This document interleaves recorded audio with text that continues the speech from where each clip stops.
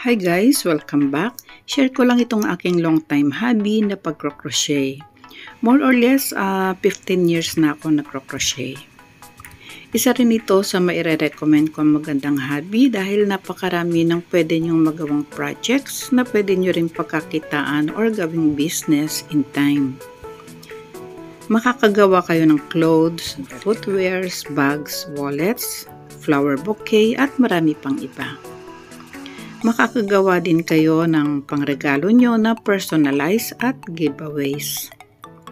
Naalala ko yung Haponesa na kasama ko sa work noon na ang sabi niya pag nag-retired na siya sa work, gagawa siya ng isang traje de boda or isang magandang wedding gown na made of crochet. Katulad ko, isa rin kasi siyang crocheter. By the way, throw pillowcases ang tinatapos kong project sa ngayon.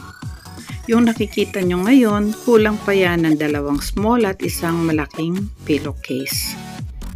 Very easy at hindi masyadong magastos sa yarn itong design na granny square. Alternate lang ng white and gray ang ginamit ko dyan na yarn. Sa mga nag-iisip dyan ng magandang hobby, try nyo itong crochet. Thank you guys for watching and see you again soon. Bye!